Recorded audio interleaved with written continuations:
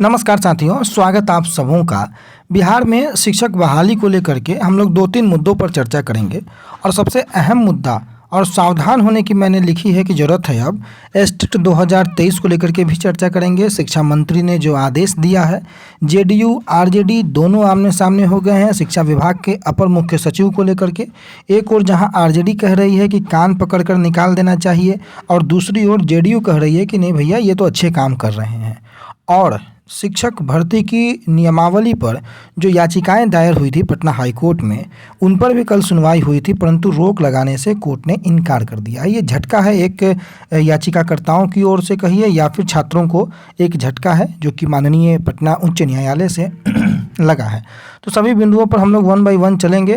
किस प्रकार से शिक्षा मंत्री नाराज हैं के पाठक जो कि अपर मुख्य सचिव महोदय हैं उनसे, उस पर भी हम लोग देखेंगे। शुरुआत उसी से करते हैं कि शिक्षा मंत्री ने आईएएस के पाठक को हड़काया है। राजद बोली है कान पकड़कर बाहर कीजिए, जदयू ने कहा है अच्छा काम कर रहे हैं अपर मुख्य सचिव। ये दैनिक भास्कर ने अभी से 1 घंटे पहले ये खबर प्रकाशित की है। पूरी जो पत्र है जो कि मैं आपको दिखाऊंगा, लेकिन अलग अलग न्यूज़ चैनल पर भी कई प्रकार की खबरें जो हैं वो प्रकाशित हो रही हैं, फ्लैश हो रही हैं। बेहतर काम कर रहे हैं के पाठक, ये जेडीयू का कहना है। वहीं आरजेडी का कहना है कि मंत्री की फजीहत करते हैं के पाठक जो कि अपर मुख्य सचिव हैं और अभी रिसेंट में ही बने हैं ये मुख्य सचिव। इसके पहले दीपक कुमार सिंह हुआ करते थे शिक्षा विभाग के अपर मुख्य सचिव। और इसी मामले पर के पाठक के मामले पर जेडीयू और आरजेडी जो है वो आमने सामने है। बयानबाजियां चल रही हैं लगातार के पाठक को लेकर के। जेडीयू जो है अलग अलग जगहों से अलग अलग प्रकार की जो बयानबाजियां हैं वो कर रहे हैं। और एक ऑफिशियल पत्र भी जो है अपर मुख्य सचिव शिक्षा विभाग को जारी किया गया है, जो कि मंत्री कोषांग शिक्षा विभाग बिहार पटना की ओर से ये जारी किया गया है। और इसमें तमाम बातों का उल्लेख किया गया है और इसमें एक महत्वपूर्ण बिंदु जो कि ध्यान देने योग्य है, एस्टेट 2023 का भी जिक्र कर दिया गया है, जिसको लेकर के अभ्यर्थी बहुत परेशान है।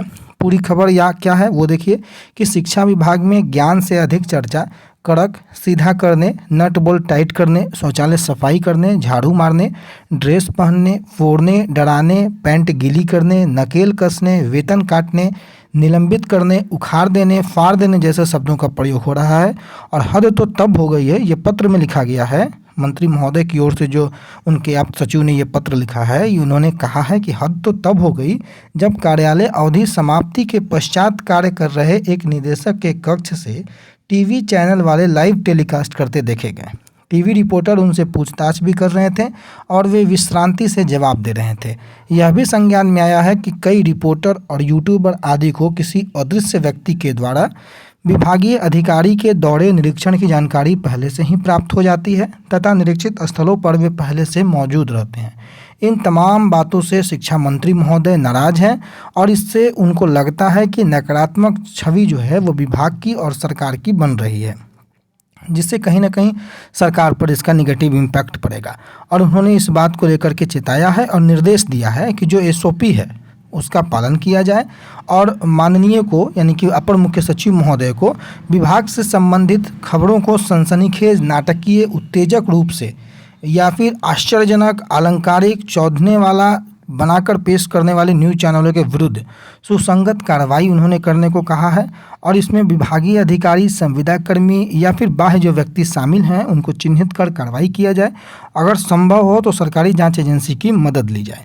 तमाम जो बातें हैं ये पॉइंट बाय पॉइंट लिखी गई हैं, लेकिन आपके लिए जो महत्वपूर्ण बातें हैं वो महत्वपूर्ण बात क्या है कि जुलाई 2023 में आपको पता है कि उर्दू, अरबी, फारसी सहित जो छूटे हुए विषयों का जो एसटीईटी करवाने की जो योजना सरकार की प्रमुख योजना है, प्रमुख कार्यक्रम है, इन्होंने अपेक्षा की है अपर मुख्य सचिव महोदय से कि इनसे संबंधित कृत कार्रवाई तथा नित्य विकास की खबरों को मीडिया में जो संप्रेषित करने पर ध्यान केंद्रित किया जाए। यानी कि सरकार की मंशा जुलाई 2023 में एस्टेट करवाने की है।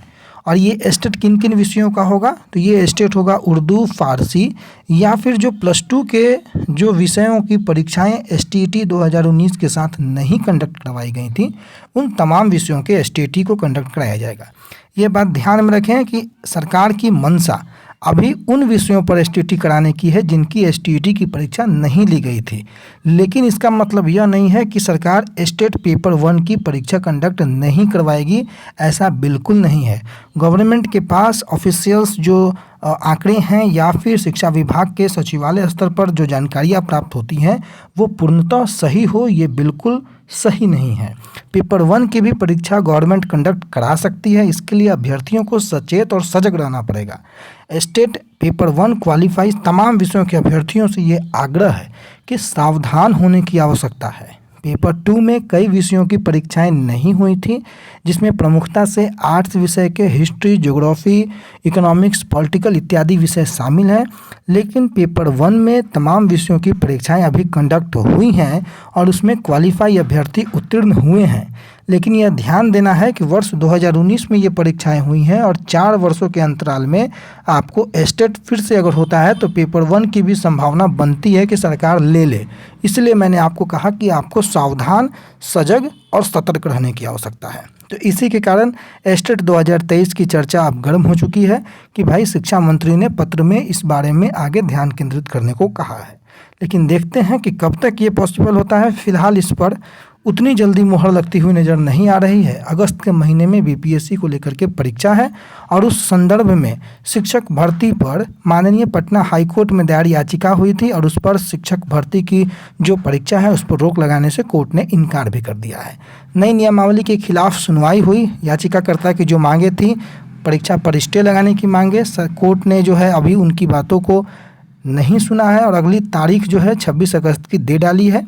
170,461 नियुक्तियां होनी है बीपीएससी से। 12 जुलाई है आवेदन के लिए अंतिम तिथि। पूरे भारत के लोग को आमंत्रित किया गया है। अब देखना होगा कि 26 जुलाई को क्या होता है। 22 अगस्त जो है वो तय की है हाईकोर्ट ने। मामले पर अंतिम सुनवाई की तिथि 22 अगस्त को, माफ़ कीजिएगा, अब 24, 25, 26 और 27 अगस्त को परीक्षा होनी है। महाधिवक्ता पीके शाही जो हैं और शिक्षा विभाग की ओर से जो सुप्रीम कोर्ट के सीनियर एडवोकेट वी गिरी जो कोर्ट को उन्होंने बताया कि विभाग एवं सरकार को योग्य शिक्षकों की बहाली के लिए नई नियमावली बनाने का अधिकार है। कोर्ट ने दोनों पक्षों की दलील सुनने के बाद बहाली की प्रक्रिया पर रोक लगाने से इनकार करते हुए मामले की अंतिम सुनवाई की जो तारीख है वो 22 अगस्त तय कर दी है। यानी कि अब अगली सुनवाई 22 अगस्त को होगी। जो भी निर्णय होना है वो 22 अगस्त को होगा। फिलहाल परीक्षा पर कोई स्टे नहीं है, तैयारी में लग जाइए, परीक्षा ससमय होगी। अभी के खबरों के अनुसार यही है। आने वाले समय में जो भी खबरें होंगी आप तक पहुंचाएंगे। फिलहाल के लिए इन्हीं सभी बिंदुओं के साथ आपको यहीं छोड़े जाते हैं। तब तक अपना बहुत ख्याल रखिएगा। धन्यवाद।